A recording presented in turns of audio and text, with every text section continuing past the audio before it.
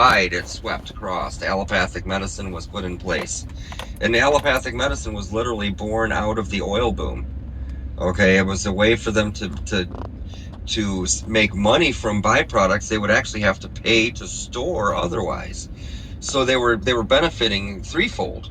It wasn't just they found something they could market and sell. No, they had to pay to hold this stuff in purgatory for untold time till its half life lived out, whatever that might have been, or they could sell it to the consumers, as they've got us calling ourselves. And so of course they sold it to us, just like they did the fluoride. Like I said, it's uh, and allopathic medicine was born from the oil boom. A lot of doctors at the time said, "Screw it! I'm not going to continue to try to practice medicine without any medicine," and quit. Like 58,000 documented doctors turned in their licenses because of cannabis. Now, would those doctors be, I mean, are we talking about replacing homeopathic with allopathic? Is that what we're saying here? No, it was replacing traditional medicine with the new allopathic medicine. They were literally taking the whole pharmacopoeia away from the doctors, because cannabis literally filled the pharmacopoeia because it's got so many efficacies. You can prescribe it for anything. I'm not kidding, Crow. When someone says they have a problem to me, I say, is it a situational problem or a physiological one? Because if it's physiological, you need some cannabis and some silver. Take those two, and it doesn't matter what the rest is. It's going to help fix it. And so they had to get rid of cannabis. It was just too medically. I hate to say the word miracle, but it's the only word that fits.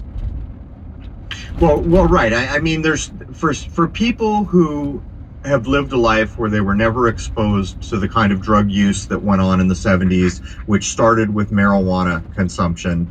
For people who've had no experience with marijuana, what you can do logically in your mind is try to figure out why something like alcohol, which is knowingly going to cause endless deaths this year from driving alone, and we all know what it does to a human being, particularly human beings that have a problem with alcohol. Alcohol is spirits. It says so right on the bottle.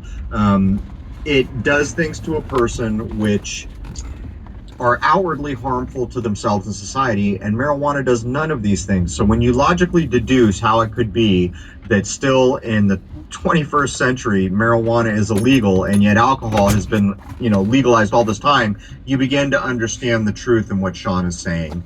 Well, yeah, alcohol, Crow, is it deposits a chemical in your brain called THIQ, tetrahydroisoquinoline, and that chemical builds up in your brain through the years. It never goes away. It just accumulates and changes the way you think, literally. Wow.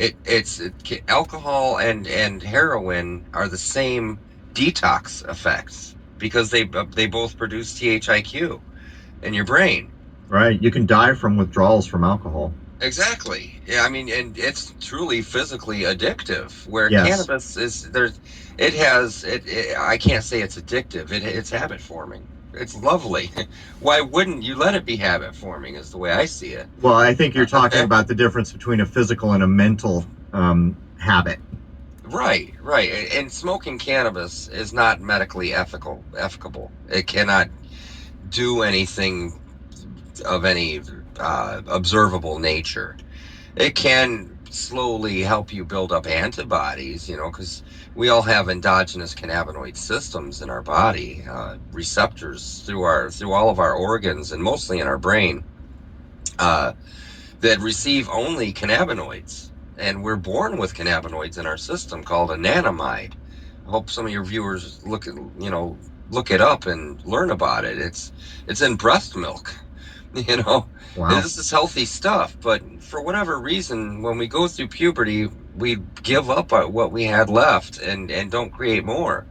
So we go through our adult lives with no cannabinoids to arm our cannabinoid systems, which the cannabinoid system is in charge of food allocation and storage.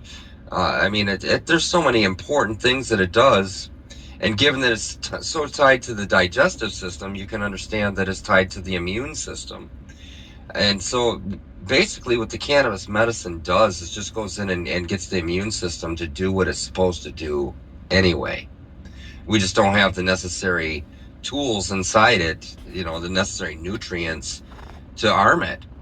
And so we get cancers, we get diseases, because our immune systems aren't capable of fighting back problems that would normally be surmountable.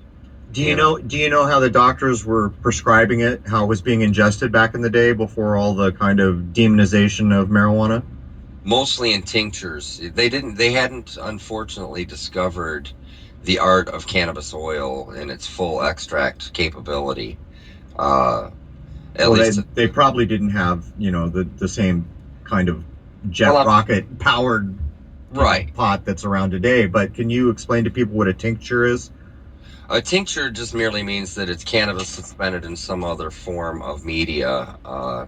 Usually it's either alcohol based, or a lot of times it's glycerin based. Lately I've been making mine with coconut oil because it mixes, the oil that I make readily. I don't make a whole lot of hash anymore. I make mostly full extract cannabis oil. So it mixes that very well in, and so you can use it. I mean, I use it on my pets. I use it on every injury I get. I mean, Yeah, it, I hadn't even thought about that because you know for a fact that the production of hashish, which is basically a concentrated form of cannabis, that's been going on since what, the dawn of time. since words. Yeah, yeah. Yeah, since the Big great. in the Middle East and still probably is, I think. Oh yeah, it's big in places that still don't have, as we would understand or perceive, society. There's still places in South America that the tribes literally farm cannabis and they eat it. That's their main staple. And they're healthy people. You can eat cannabis. It's such a readily viable product for everything that it's crazy that the humanity allows our rulers to keep us from growing it. It's Well, it's funny. Back in school, I was in a punk rock band, and the bassist of that band had a class with me in social studies, and we were openly fed the disinformation about where the word assassin came from. We were told in school that the word assassin came from a group of people that were referred to as the Hashishans. And they were these ruthless killers. And the reason they were ruthless killers was because of the hashish oh, of that they course. used. Oh And yeah. that's why they were called Hashishans, where Oh we yeah. get assassins. So you can kind of see the just mindless defaming Dribble. nonsense, yeah, that Right. is fed. I mean, I was in seventh grade when I heard that.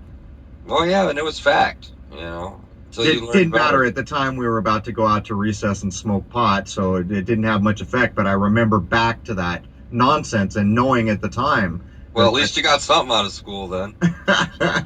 You I, know. I suppose there was recess. Right. Right.